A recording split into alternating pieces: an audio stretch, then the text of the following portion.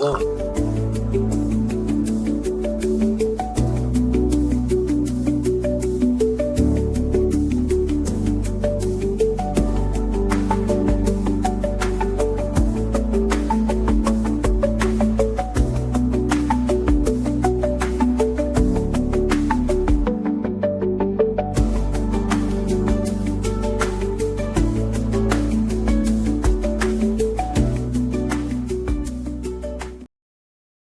And there it is. Welcome back to another episode of Philadelphia Eagles Talk with Geoff and Matt. I don't know if that audio came through, but I gave a false start as the countdown was starting. So I don't know if that came through or not. But whatever the case, we got some game one results to talk about. Eagles get a victory over the Cowboys to open the season on Thursday Night Football. And we're here to give us our thoughts about the game and obviously some analysis on some of the players played and so forth and so on. So, Matt, overall thoughts of opening night. What a kind of a crazy, weird, strange I've never game it was, literally from the beginning to I've never seen a game start that way. I didn't even recognize Ben Van Summerlin. And I'm like, who's this young guy sitting there like with broken dreams? And I'm like, oh man, it's Ben Van Summerlin. So I feel really bad about him. It's 2 years in a row now that we've been excited to watch him play the fullback position and see what the Eagles can do with this power run game with Barkley. And he's out. So where'd you go? This is exciting. Where'd you go? I don't know what Geoff's doing, but I'll keep talking. He's disappeared. Without Ben Van Summerlin, they ended up having a tight end step in for that fullback position when they ran the power. But that's just disappointing for the young kid. And then, while all that's happening, of course, Jalen Carter mixes it up with Dak Prescott and gets kicked out of the game for the old, what will forever be known as the Spitgate incident. Who spit first, who spit last, it doesn't matter. Are you having problems over there? Yeah, having some audio difficulties, but I think I fixed them. We're back. I don't know. For some reason, my audio keeps shortening out. All right. Okay. I heard the end of what you said, so hopefully I don't repeat myself when I give my thoughts. But I won't say it again, but I addressed Ben Van Summerlin getting injured and out for the season again, and then just ended it with Spitgate. So. Okay. Gotcha. Yeah, it's definitely feel bad for Van Summerlin. He just came back from a torn ACL. First play of the game, literally, of the season, and he tore his patella. I don't know if you mentioned that, if you knew what the exact injury was, but yeah, he tore patella, done for the year again. So it's tough luck, man. He really felt bad for him. And, you're looking at his reaction, and as soon as you saw his reaction sitting there on the field, he knew he was done. Yep. And you just felt really bad for him. And then as we're kind of like feeling bad for him, suddenly we're like, what the hell's with the flag? I mean, at least this my reaction was. I'm like, what's with the penalty flag? Suddenly there's a penalty flag on the field. I'm like, what the hell's going on? And then they show Carter, just kind of zoomed in on Carter, and I'm still thinking, what the heck's the flag for? And then you see the refs getting together to talk, and I'm sure you had the same reaction because none of us knew what the heck happened because initially it wasn't even on video. No. Or they didn't show it.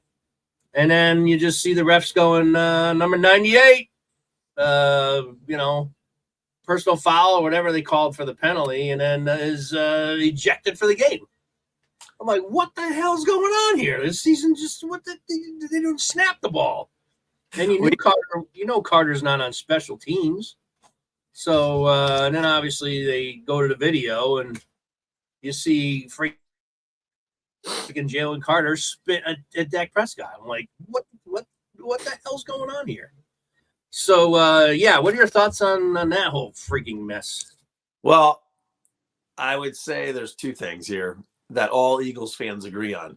One of them is they're super excited to see any Eagle defend the Eagles against the Cowboys, right? And it appeared like this conversation had started, which drew Jalen Carter out to that close to the Dallas Cowboys huddle anyways, right? So it's like people like you and me, we love that stuff. We love it because we hate Dallas. And at the same time, there's just you can't condone spitting on another player in today's day and age, especially, even though everyone's spitting all the time on the field and it probably happens accidentally, probably 90 times a game, but you can't do that. And so that's the young kid learning again. And you're like, well, how many strikes are left in his, before he swings and misses in strike 3? I don't know how that's going to all play out for the future. That could be another show, but disappointing to watch. Clearly a lack of leadership, and maybe that's what's missing with Fletcher gone and BG gone, is like, why are you letting Jalen Carter get that close to the huddle anyways? Just to get into some trouble. So he'll learn from it. The cool thing I liked about it was in his interviews after the game, he wasn't trying to blame anybody else or anything. He's like, no, that can't happen again. It's me. Yeah. I'm fully accountable. That can't happen. And he said all the words I wanted to hear him say. I let my team down. Like the whole team, that whole defensive scheme is all based around his presence on the field. So, to not understand that, even if I don't care what anybody does to you, you're at the beginning of a game, it doesn't matter what time it happens, because if you do it at the end of the game, you're suspended for the following week. So you just have to keep your head on a cool head on your shoulders during all those moments, no matter what is happening. And, who knows what the league is going to do with it, but I don't think he should be the only one that gets suspended. I mean, just because his spit landed on the uniform and Dak's landed on the ground, I don't think there's much difference there. Dak wants to make an excuse and say he wasn't spitting at him. I'm like, well, it doesn't look like that. So especially if he could get away with that potentially if he didn't immediately afterwards look at Jalen and start laughing at him. Yeah. Like he knew exactly what he was doing. I don't care what anybody says. Yeah. Did he spit even anywhere, his spit land anywhere near Carter? No, but he definitely spat in his direction, and he looked right at Jalen and started laughing at him as soon as he did it. Yeah, if they can throw a flag, if they can throw an unsportsmanlike on Nolan Smith, it was right when Nolan Smith had the tackle, stepped over. Yeah. And I'm like, if you're throwing a flag for that, you at least owe a flag for Dak's unsportsmanlike there, whether that's a 15-yarder or what. They clearly probably did not see Dak's initial, like what typically happens. Right. They didn't see it. Did it undercover. He did it behind 2 of his offensive linemen, so he was kind of hidden. Yeah. Except for Jalen, which is what is, I can't really say target again, because it's not like I don't think he was trying to spit on him. Yeah. But he definitely spit towards him. Yeah. I mean, my thing is this. Jalen, and I'm not saying you're trying to give Jalen a pass. Clearly, something should happen to Dak. I don't know if it will, but Jalen just needs to be smart. And first of all, what the heck's he doing over in the Dallas Cowboys huddle to begin with? Right. What's he doing there? Somebody should have pulled him back. Right. But here's the thing. There's no Brandon Graham or Fletcher Cox or any of those Zach Bonds, other like Slay. Yeah. And maybe Bonds is probably getting a defensive signal for the first play of the game. He's not. Again, the leader's job is not to babysit these guys, and it's not like Jalen. Yep. This is 3rd year in the league. It's like he just needs to get smart and stop embarrassing himself and the organization and us as fans. It's a horrible what he did, and I do think that he regretted it immediately. And like you said, I think he is truly like sorry that he was stupid like that. And I think I'm not a lip reader, but it looked like they kept showing that slow motion of him kind of walking down the sidelines with, as he's leaving the stadium. And it looked like he was saying, so stupid. It sounded at least I read it. Look, that's what it sounded like he was saying to himself. Which, I hope it is what he's saying to himself, because it was so stupid. Yeah. I just love it that in the interview, he said it 3 times. That's not going to happen again. Like, not going to happen again. Yeah. So he's already got it. So yeah, he's probably going to get suspended, I imagine, for maybe another game. It'd be interesting to see what the NFL says about it. I still think he might. I mean, apparently the NFL is really trying to crack down. This year, apparently, what I'm hearing is that this offseason, there was a lot of talk about respect for opponents. Yeah. And how that's going to be enforced in the league this season. Look, So, I'm a huge fan of that too, and I like, I don't want to go down a tangent, but that all of the pros ties into youth sports, right? And youth sports across this nation are ridiculous these days, with parents yelling at umps, parents including yelling the at parents. kids punching refs, parents punching refs, parents punching parents. Like, all of this stuff is so, like, all of the good things about sports have been lost just for the word win, and it's ridiculous. So I don't mind the NFL's crackdown on the respect for your opponent, because that's what's missing. Yeah, I think what might, it won't surprise me if they suspend him another game, or who knows, maybe they'll really crack down on him and suspend him like 4 games. I think that'll be ridiculous to do something like that. But if they really want to send a message, like, they're not going to tolerate this kind of stuff, I think he's going to get one. I think they're going to. They might get one, and then I think he'll be able to maybe appeal it. I don't know how the appeals work. I know in baseball, whenever they got a stronger union. I know whenever a baseball player is suspended, there's always an appeal where they can lessen it. If there's only one game, the only thing less than that is no suspension. So I don't know how that works. Here's the thing. Here's where I think is going to play into it, or I kind of hope plays into it as a fan, and obviously needing Carter next week in a big game. He was effectively already suspended for 1 game. There wasn't even a snap of play other than the opening kickoff. So he did get suspended or punished already. He lost 1 entire game. And the fact that now that there's the other video footage of Dak actually instigating it. Yeah. I mean, maybe Dak didn't instigate it. Maybe Carter still instigated by going over to the huddle. But either way, Dak still spit first, and then Jalen spit on him. Now, here's the cool thing. Here's what I liked about it. Okay. Not the act itself, but immediately it was like, okay, well, now we have the Dallas Cowboys, who have a potent offense, and who knows what the run game can do, but they can run the ball pretty effectively without Jalen Carter in there. But that was the first great test of adversity for this defense. Like, immediately we're right into like first play of the season. Yeah, we're like, let's see what we can do without our best guy on the field. That's true. So that was there's some credit due there for the way that those guys responded. Yeah, we didn't kick Dallas's ass and bury him by 20 points like we all wanted, but impressive to just see that they had to play. Like, Jordan Davis, I'm pretty sure, was not counting on playing the entire game, and thank God he's in good condition, because he played almost every snap. Yeah, and he actually played very well, I thought. Yeah, and the Eagles victory. Eagles got a victory, so there was if Carter was the guy they were all relying on, all those other young guys that need to develop into good leaders just got a big dose of it for 60 minutes. Yeah, and who knows, as the season goes on, Carter could get hurt and miss a game or two. So they know that they can, at least they're already have adjusted to having going through a game or snaps without Carter in there. So that's a good way to put a positive spin on it.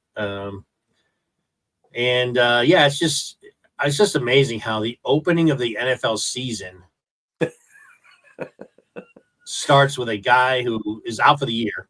And here's the thing, if he didn't get hurt, not that I'm trying to put anything more on Simran, it's just, if he didn't have got hurt, Carter wouldn't have hanged out and was talking smack or whatever to the Cowboys. Like, that probably wouldn't have happened. But there was the break in the action immediately while they were, attending to Simran. And that's when Carter decided apparently Carter was smack talking to the Cowboys offensive line. And then Dak's the one that came over and said something to him and spit in his direction. And that's what started the whole thing. It's like Jalen, what are you going over there for? Like, it's almost like he's like trying to, like we were talking about Brandon Graham being a leader. Well, Brandon Graham would talk smack, but he wouldn't go over. He would never really step over the line of scrimmage and go near the huddle, talk smack to anybody. No, there's a threshold. He would be barking from the, on their side of scrimmage. No, there's a threshold there. And like I said, people love how much JC reminds them of JB, but JB. That is something that JB actually probably would have done. I don't know about the spitting part, but he definitely would have been, trying to stir things up for sure. So we love you for that, JC, but you got to put the lid on it sometimes and know where that threshold is and not cross that line, which I don't think we'll do again, right? I don't think we'll do it again. I don't think so either. No. But you just got to be smart about it, and you put the team in a divisional game, yeah, in a really tough spot. So all right, we're not going to beat it to death, but certainly we got to talk about it because it was a big, right off the bat, a big part of the game. People are still talking about it later. Yeah, I mean, it is what it is. We'll see if the league decides to penalize them more, or if the Eagles, like I mentioned to you, texted during the game, like I would even consider benching him as just the Eagle, even if the Eagles organization, even if the NFL doesn't do anything. Just again, send an internal message because just like the NFL, we were talking about, they're preaching for this season or trying to address. Sirianni's message to the team is discipline, toughness, all this kind of thing. And if he's preaching that, and you have one of your star players go and do something stupid like that, well, there has to be some kind of punishment for it. So, I don't know if it's worth. But again, I think the key here is he missed the whole game already. Yeah, literally. So I think if it happened towards the end of the game, I think the NFL will be more likely to suspend him. But they still could suspend him. And I think the Eagles still should bench him. Honestly, I think they should, maybe not a whole game, but maybe bench him the first half of the first quarter of the Kansas City game. I think I would still send an extra message to Carter. I don't know. It's just me, but we'll see. We'll see what happens. All right. So let's, the Eagles come away with a 24-20 win. That's the key in all of it. Just win the game. They win. And they did, and Dallas, it's weird. It's just such a strange game between the Carter incident, losing Cimarron on the first play of the entire season, all the scoring except for one field goal done in the first half. Yep. And CeeDee Lamb dropping 3 balls. And CeeDee Lamb, one of the best receivers in the league, couldn't catch a ball in the critical spots. Yeah. You look like Nelson Aguilar out there. Yeah, exactly. That's a perfect analogy. But, hey, we've said it before, though. September is just preseason football, right? So, like, all these errors are like, this is what you get for a month and a half of football these days. So, exactly. Like week 5, I don't see CeeDee Lamb dropping passes. No. But I have to say to that, sloppy. It wasn't as sloppy as I've seen game ones. It actually was pretty tight on both sides. I thought Dak I thought was pretty sharp right off the bat. He always plays well against the Eagles anyway. And CD actually was catching everything. They couldn't stop him at all. Of course, I think that's more of an Adoree Jackson's problem than anything else, but we'll talk about him coming up. But I thought both teams, like, there wasn't many penalties.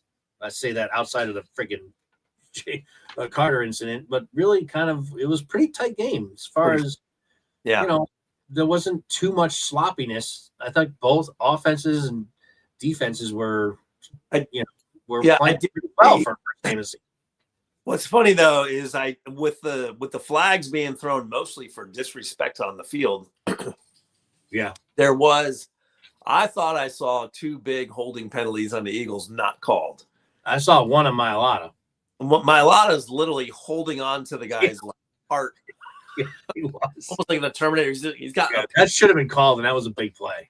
Yeah. So and I think both of mine may have been on Mailata actually in a similar way, where Jaylen's scrambling or over the runs the outside, and he's got an inside tug of the jersey preventing the guy to get free from him. So he's such a big guy. I think he gets away with it. Like, he might be too hard for the refs to see around or whatever. Well, and I think he's a smart player. I think he finished both of those holes. Yeah, he finished them by like pulverizing him into the ground. Yeah, he with the last little shove that shows like, well, if he shoved the guy, then he's not he's not holding him. And I'm like, well, yeah, I think you are if you watch the replay. Yeah, but yeah, I agree with you.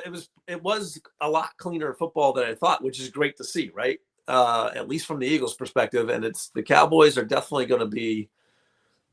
They're better than I thought they were going to be. I mean, I know the Eagles didn't have Carter, so some of their success, especially running the ball up the middle, which Dallas was smart to do without Carter in there. They kind of gashed the Eagles up the middle for a while in that game. And Williams is more of a physical back than probably Dallas has had in a while. So maybe that surprised the Eagles a little bit. I think I was impressed by how strong, he's a pretty strong runner, that guy. He's kind of like a bulldozer.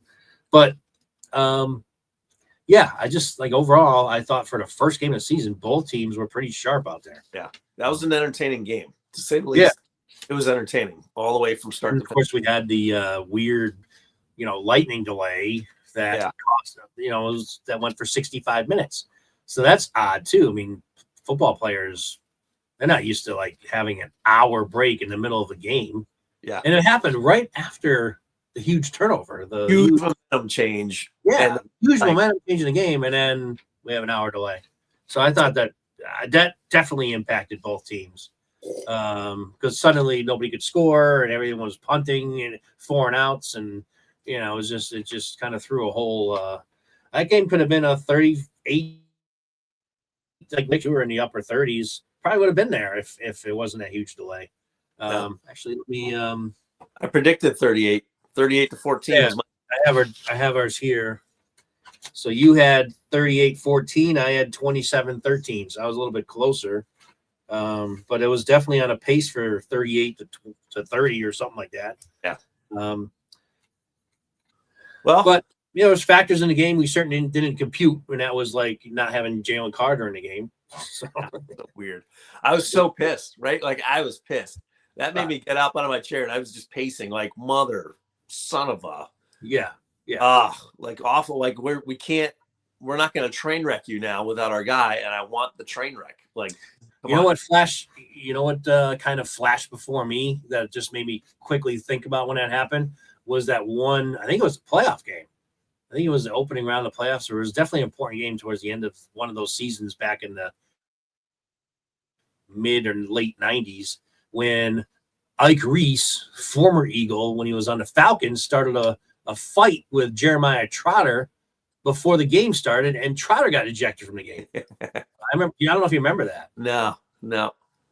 Yeah. So that happened. And that quickly reminded me of, because Trotter was ejected before the game started, and this was before the game actually even started. This was warm-ups when this happened.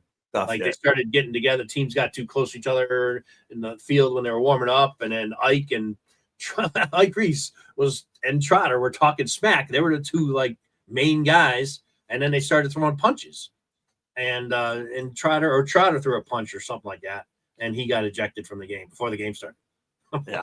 So that's what kind of reminded me of, because otherwise I haven't seen anything close to what that was. Anyway, some Eagle fans might remember that game.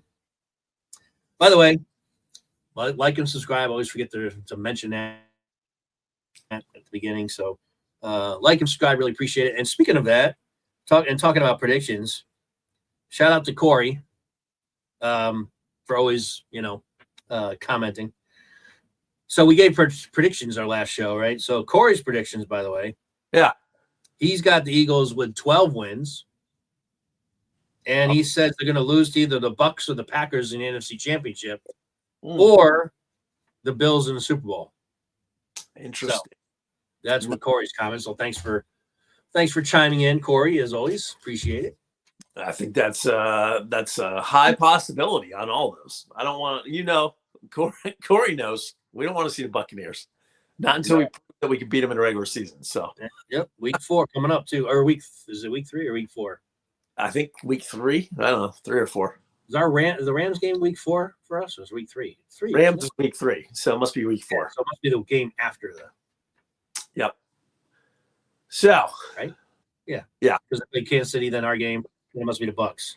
All right, on to player grades. Okay, so let's make a shift here, and we'll go to rather than thumbs up, thumbs down. We figured to actually give some specific grades on the players here. So. Let's start out, Matt. Would you have anyone that was in the A category for this? Yeah, Braden Mann, absolute A++ for punting, and to take what's his name, Turpin, out of the game. Robert Turpin. Yes, yeah, he's one of the returners in the NFL, and he didn't have any opportunities. He was getting frustrated too by the end of the game. He wasn't happy. Not only can he boot the ball, he can boot the ball far with accuracy. So pinned beneath the 20-yard line on every punt, which was amazing. So that's my first immediate, no doubt A+ player, Braden Mann. Yep. and I have him in my A category as well. So absolutely. The other A player I have on here is I might as well just keep it on special teams. Didn't have a lot of kicks, but nailed the 58-yarder with ease, and that's Jake Elliott. And that's a great sign for the season because we got a confident and Jake Elliott, who I never, by the way, I don't think you did either. There were Eagle fans that wanted him freaking cut.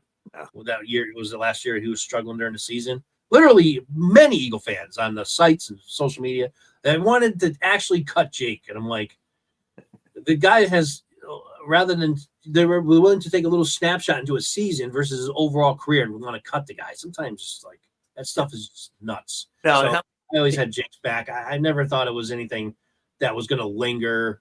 Sometimes kickers just lose it like anything else. You just got to get it back. And I totally had full confidence he would. And he starts off this season kicking a 58-yarder right down the pipe.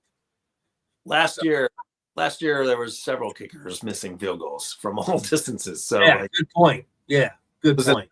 I don't know, but yeah, Jake deserves it. He was rock solid. I'll come back with one more. So I have a couple of guys. I'm not sure if I have any more.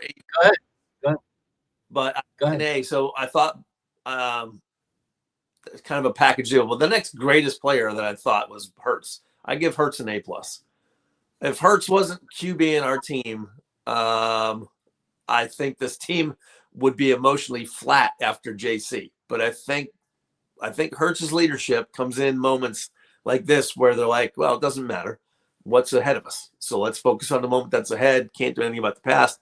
And I would have liked to see him throw the ball a little bit more to the outside, right? Smith and Brown had quiet nights. I don't think he threw it outside at all, really. Yeah, wasn't their fault that they had quiet nights, but Hurts managed that game and threw very accurately, hit Goddard a bunch of times, and just the running factor. Dallas was not ready to contain him and his running ability. No. I think they totally forgot about it. Forgot that without Micah Parsons, they needed there. Yeah, they forgot to look out for that. So Hurts gets my other A+ game. Yeah, and the thing is, even though they got a new coaching staff there, I think what probably happened because of Parsons' late departure, that when they were scheming, because obviously they have a whole off season or whatever to start planning for the Eagles game, they had Parsons the whole time. So they're like, we don't need a spy. We have Parsons there. He'll track him down, which, yeah, he would. More than likely, Hurts wouldn't have gotten those yards if Parsons was there. But Parsons leaving, they didn't have obviously the coaching just thought, hey, just keep going with the plan the way it is. Well, the guy that could track down and contain Hurts, and that clearly hurt them big time in that game. I have Hurts also with an A game. I thought that he answered those early Cowboy touchdowns just by marching the Eagles right down the field and running when he needed to and running well. Like this Hurts. When Hurts is 100% healthy, he is way more dangerous than like mid-season when he's when he's probably going through some dinks and bruises and sprains or whatever. Man, when he is healthy, he's definitely a legit another running back that you got to deal with. So yeah, I thought he played smart. I thought I counted maybe once or twice. The thing that I'm most critical of him is when he hikes the ball, sees a blitz coming or just feels pressure and then immediately starts running off to the right, trying to play Houdini. I think he only did it like once or twice the entire game. So I can handle that. If he does it once or twice, fine. When he does it 5, 7, 8, 9 times during the game, that's when it drives me nuts. So hopefully he's going to, keep that mentality and mindset and stay in the pocket, which he did most of the game, and just execute the play. And I thought he really played well. Again, outside of the fact that I don't know if it was play calling, so I can't really blame Hurts on not throwing the ball downfield. I do know there was a couple plays where I definitely saw the quick slant that we were both calling for during the game to Brown. There was at least once in a critical down situation where that play was to be made and Hurts did not throw it. He hesitated. So he was ready and then he just brought it back down. He was going to. He kind of pumped to him like, just throw it. He's open. He'll get it. Even if he's not open, he's going to get the ball. I mean, nobody outfights A.J. Brown for the ball.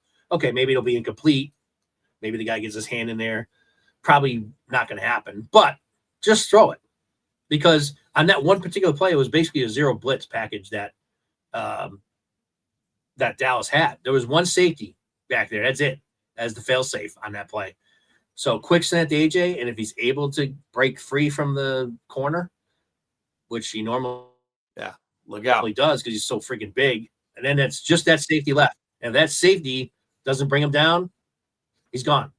And so I thought that was a missed opportunity. But overall, though, I agree. I give Hurts an A for the game, and he was just very composed, which he always is, but even more so. More so. Especially, again, start of the season, you think there might be a little, has maybe more hesitation or just whatever, especially what happened in the beginning of the game.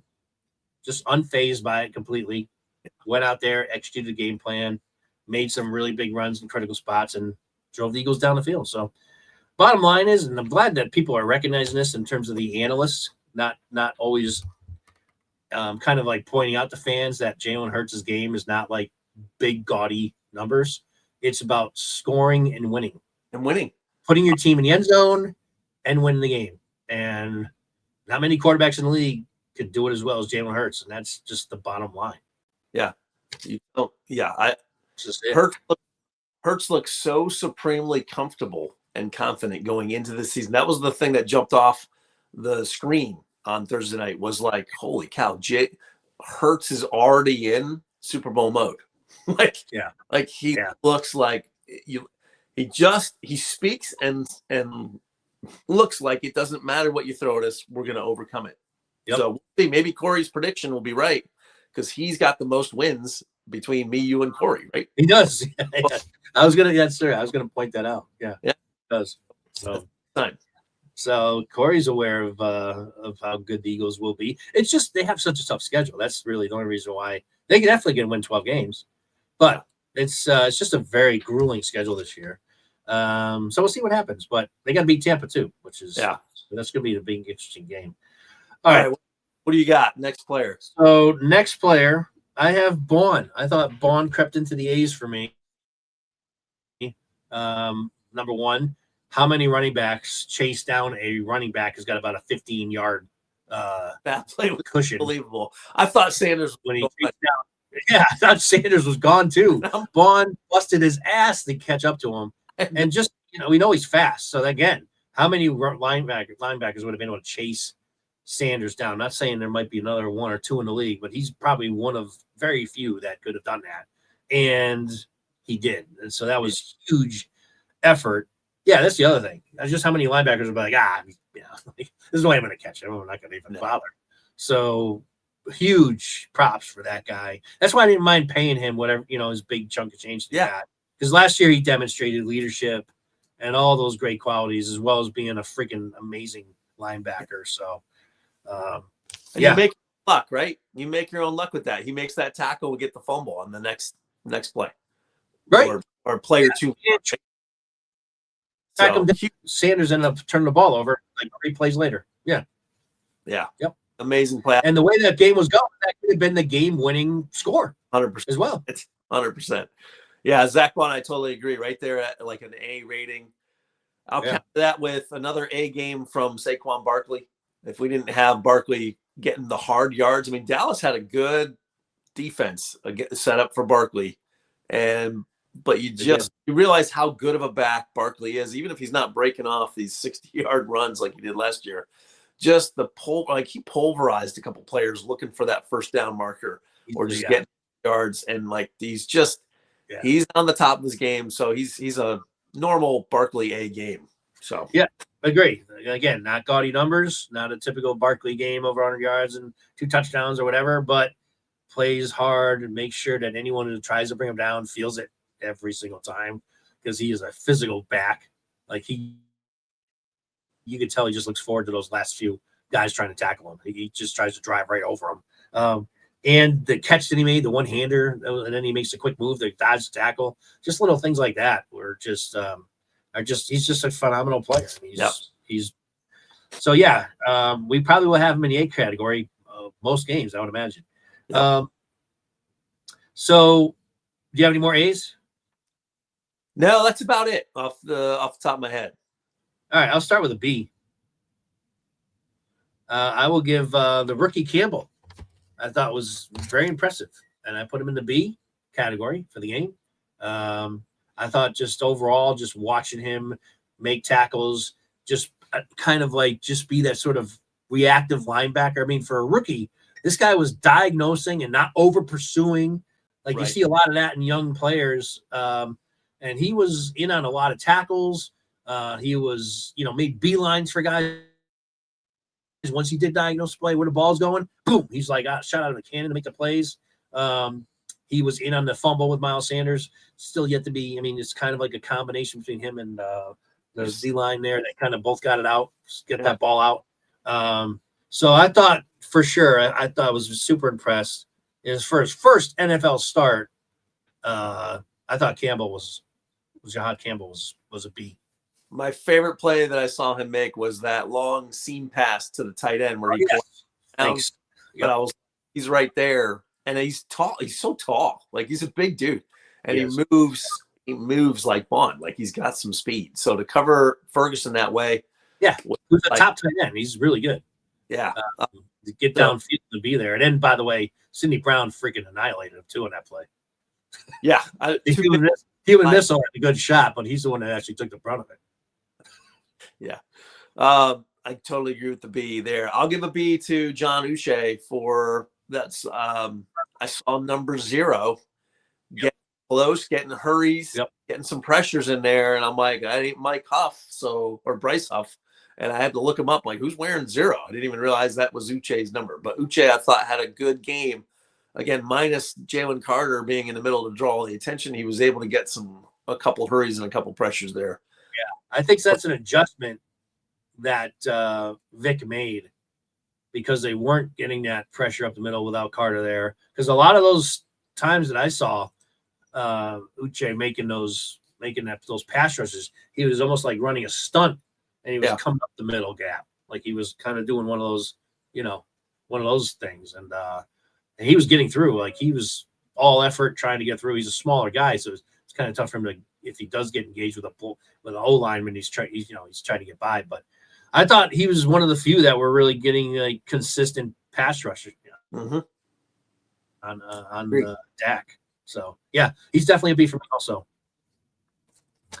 All right, do you have any other Bs? I got one other one. Well, 2 other ones. Well, I have a B+. I have a B+ for Jordan Davis. Yep. So would have liked to see a couple splash plays. But just finish the sacks. He had Dak basically dead right twice and let him go.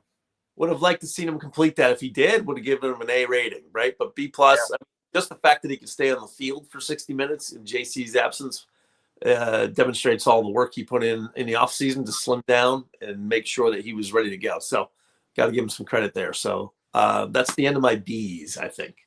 Okay. I got 2 more.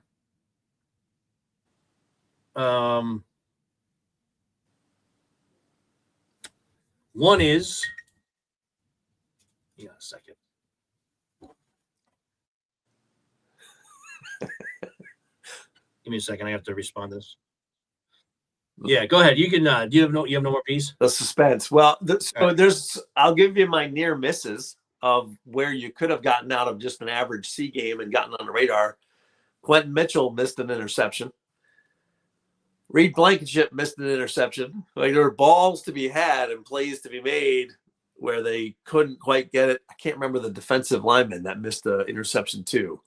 But I was like, that would have shot you right out of the C category and into the Bs.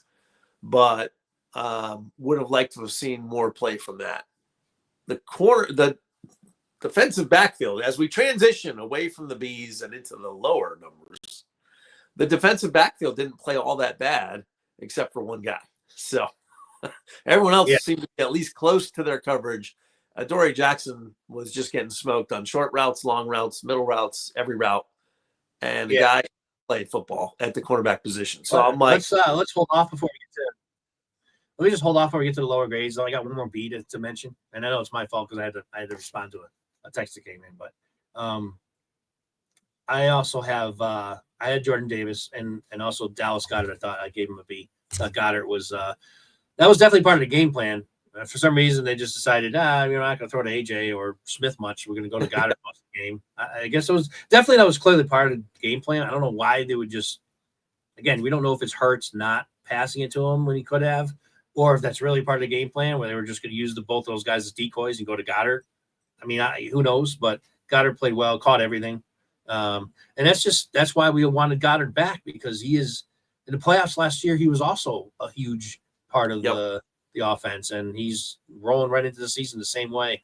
So it's good that they're putting him, at least in this game, more into the game plan, because he's another weapon, man. He's another weapon. All right, so sorry. I mean, I got a couple of D players. I don't know if you have any Ds, or you're just going right to the bottom of the barrel with Jackson, who clearly is. Before you get to your Ds, I don't have any D players. I just have an F or so. But I will say Jahan Dotson had a B+ game. Oh, yes. I didn't write him down, but you're right. Yeah, he caught everything that was thrown his way again and had the biggest night. So, guys, ultra reliable and just great to have on the field. So, Jahan Dotson. I love the fact that they went deep to him, because that's one thing they haven't done yet with him here. Yep. They've done, some really good little sideline 20-yarders. He's brought those in. He does the quick slants or the quick, the quick sideline stuff. It's primarily what they've been using him for since he's been here. But he also didn't have a full camp last year. Remember, he got here really late. He signed just before the season started. So this season he was able to, they're able to run some more plays with him in there. And like we've said, the guy catches everything. Like, I'm not sure if I've seen him drop a pass yet in a game. So, and now he proved that he could catch the ball 50 yards down the field. Yeah. Great throw by Jalen too, which of course, another reason why we gave him an A. Jalen's is really becoming a deadly thrower down the field. Like, he doesn't have the arm that can gun it, anything much more than 50 yards. Like, he's not going to throw anything in the air, even 50 yards. But if really, but he can get it down there when you need a deep bomb, and he's freaking accurate. Like, it's really accurate. Yep. Especially for the middle. We haven't really seen him throw much deep down the sideline, so maybe he's just like the one to Smith in the Super Bowl. Obviously, the dagger was over the middle.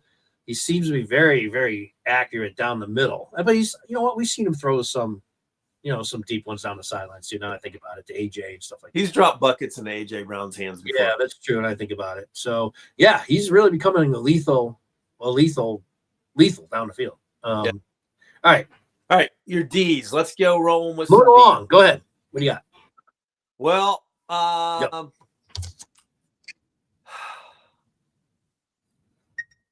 don't, you know what? Mine's straight to an F. So you go with your D's. Okay. Because I got a couple D's. Yeah. And really it's only because it might not be fair to rate them this way, because they certainly didn't expect to be without Carter, but all of mine are defensive line. Nolan Smith, I gave him a D because mainly he was ineffective, didn't get any real penetration, or at least consistently. He may have got through maybe once. And when he made the big play, he got the taunting penalty and cost the Eagles 3 points. So I put him in a D. I expect more out of Smith. And it's really because of the position he's in this year. He is our number one pass rusher, and he didn't show.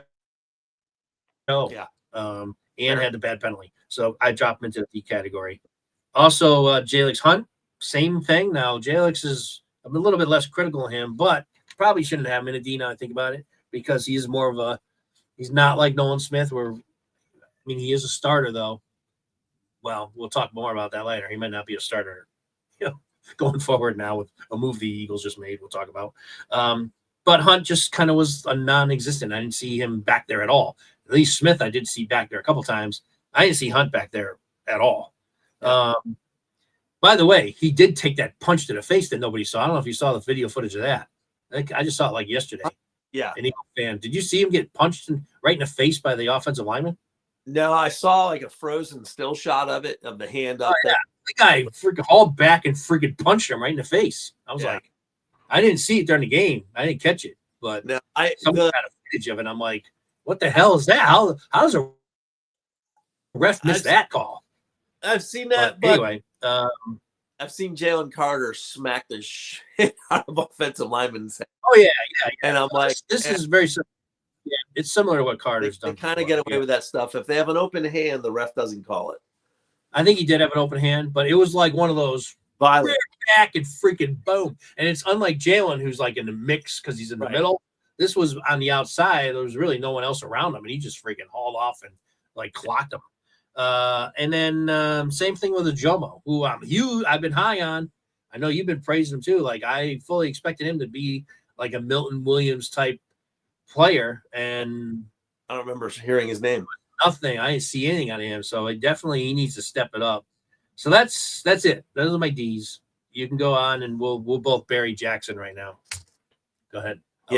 So they have a significant problem at number 2 cornerback, and I don't know.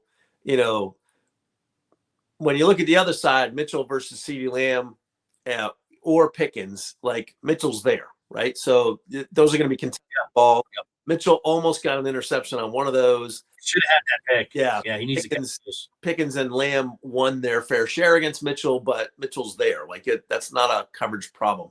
Yeah. But God, the weakness. They went after Adoree Jackson every play. All the time. Whenever he was in there, basically. Yeah, and just he's too afraid. He looks too afraid to play cornerback to me. So I think he's more like he won't get beat in terms of like he'll make the tackle. Yeah.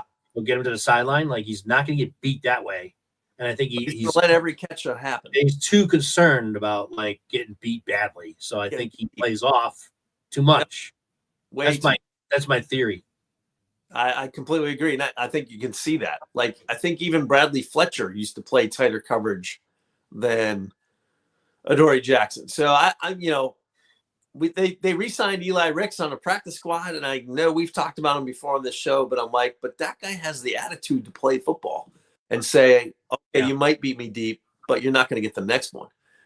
And Adoree Jackson doesn't have any of that confidence out there. He's just taking up space. So I would rather see, if every pass is going to be completed, I would rather see the guy that can potentially turn one the other way. But Adoree Jackson will never be that guy because he's not covering the receivers that at all yet right now. Now, he was at one time in his career much more of a sticky corner than he is now. So, he's clearly lost a step because he doesn't cover that way anymore. He's more of like a safety, like not a safety, but like he's a safety net corner. Like he's not really trying to defend the pass. He's just making sure there's no breakaway touchdown. That's kind of how he covers. So we'll see. I think he'll make a change there going into next week, but we'll see. I think the guy that's going to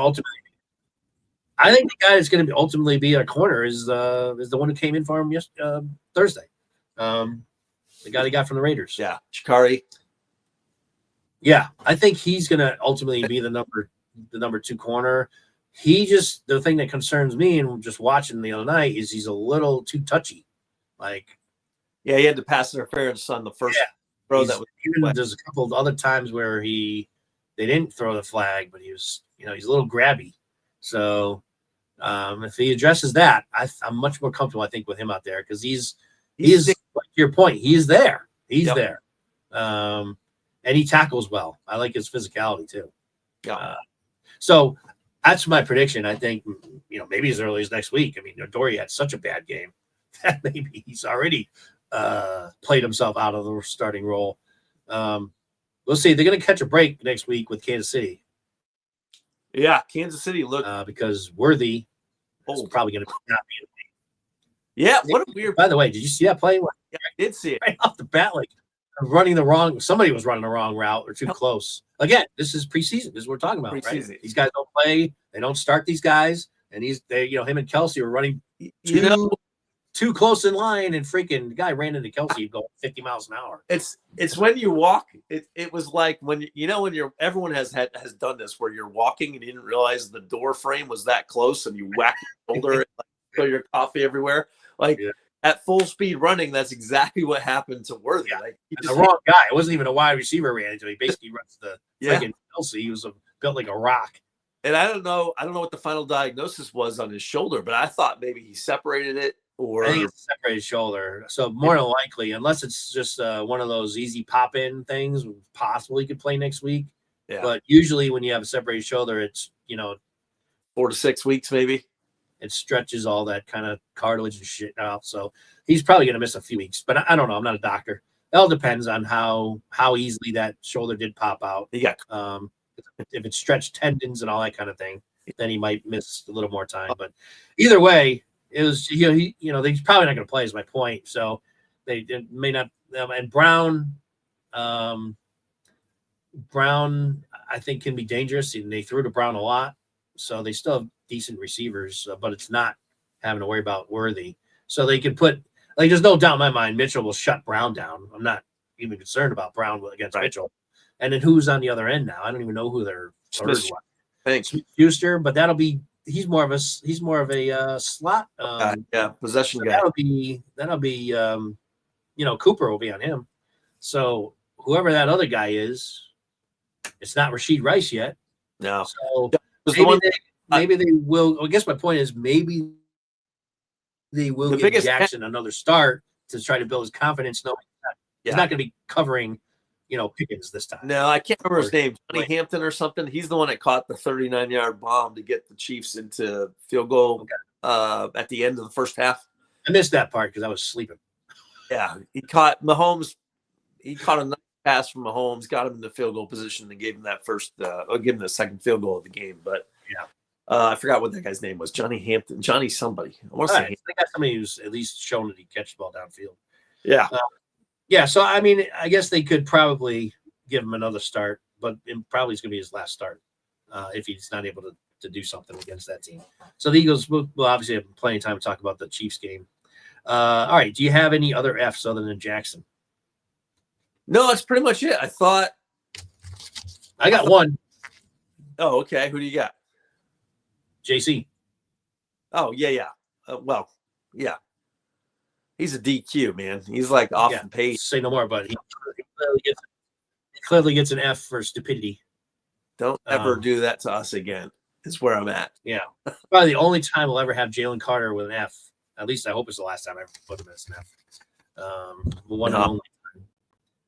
The one silver lining to this might be when we play Dallas in game 2, that he's absolutely a fireball for that game. I fully expect it. Yeah. I think he will be a freaking cage rattlesnake in that game. Yeah. Oh. Yeah. Yeah. He's going to want to make up for that mistake. And plus, the whole Dallas in the equation anyway. Yeah. I wouldn't want to be trying to block it in the next game. That's for the next Cowboys game. Nope. All right.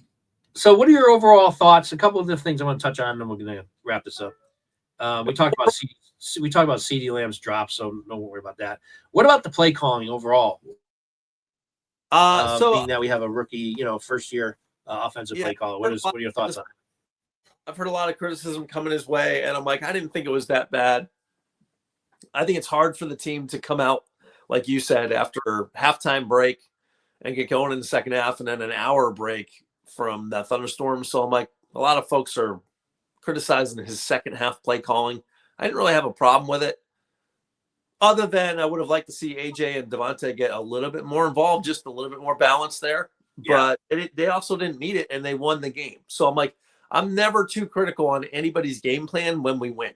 If we win, game plan worked. That's what I have to say about that. So overall, though, the coaches keeping offense, especially the defensive coaches, Vic Fangio and every other defensive coach under him, for sure. Again, yeah, when they know their top general just got axed, is an amazing job of just everybody staying checked in. I think that Hurts leads the way with that. It took a while, though. I mean, Williams was happy. Yeah, it did take some adjustment, though, but they were able to do it. And to your point, that was huge because Dallas, they were smart too. As soon as Carter was out of the game, which obviously was right from the beginning, they attacked the middle and were having success. They were, Williams was getting 7, 6, 7, 8 yards carry. And then Vic made some adjustments and shut that down. So, as poorly as Adoree Jackson played, though, at the same time, you didn't have George Pickens going off. But I thought Pickens would have had a big game and a touchdown or two. But that's what I mean. He's like, he covers like a safety net. He's not he's not going to be there. He'll just be around to make quick tackle. Yeah. But the guy will be wide open or open enough. That's how he covers to me, just from not seeing him in his younger years. This is what I've seen from him. I don't know what you want to call it, but he's like an off coverage corner. I don't know. Yeah. That's what he does. That's what he is. So he's not going to get. I don't think he's going to get. I don't think he's going to get smoked down the field. Maybe he will, speed wise. I guess it's possible, but he'll be around. He'll prevent the 20-yard gain, but it'll be a 10-yard gain, and he'll be open, but he'll make the secure tackle. Well, but and we need somebody better. We need somebody better there. The pass rush always affects the defensive backs, right? So if JC's in there, then there's maybe less timing to get these balls out. We'll see what happens when JC's on the field and Adoree Jackson's covering people. True. Vic's probably going to give him that opportunity, but yeah. And that's why, I gave these guys a D's. It might have been unfair because the whole time I was saying during the game, I'm like, it's hard to evaluate the pass rush because Carter's not there. He's the cog in that engine. Without him there, it affects Smith's ability to get around the corner. Obviously, if he's rounding the corner, or even Hunt, they're rounding the corner knowing that the middle's open. Carter's up in the quarterback's face, go, and that's where they get their sacks. That's why it was hard to really evaluate the pass rush for me. Yeah. So, and then we talked about AJ. So I'm pretty much have caught. Yeah, we got all the notes that I want to talk about. Any final thoughts before we wrap it up? No, I think the key is get out of September with as many wins as you can before teams settle into who they actually are. So we got a couple more tough games ahead, but the Chiefs are clearly not the same Chiefs. Although Kelsey looks like he got his groove back a little bit. Yeah. So they got to come up with a good plan next week for Kelsey. Cooper in the Super Bowl, they had Cooper covering him. So. Yeah. So we'll see. I think they could probably sneak a win out with the Chiefs, but then they got to beat the Rams, But if we can get out with 3 wins in September, I'll be happy. Yeah, I think the Chiefs are definitely beatable. However, they're coming off a loss, and it's in Kansas City, and it's tough to beat them there. So, but definitely beatable. This is not the juggernaut KC team, at least right now. So if you're going to play the Chiefs, this is the time to play them. So this is not going to be as tough a game as it could be, but the Chiefs will obviously be ramped up for the game. The fans will be, because this is a Super Bowl rematch. Yeah. And will we have Mahomes hates losing. Kelsey, there's a lot of veterans there. They're still gonna be tough, even though we're catching them at a good point, I think. But anyway, we'll talk about that later on. So, all right. Thanks for watching, everybody. Make sure you like, subscribe. We'll be back for a Chiefs preview later on in the week. And until then, for Matt, I'm Geoff. Catch you later. Fly, Eagles, fly. And enjoy your football weekend. Catch you later. Football's here, baby. Go Birds. Go Birds.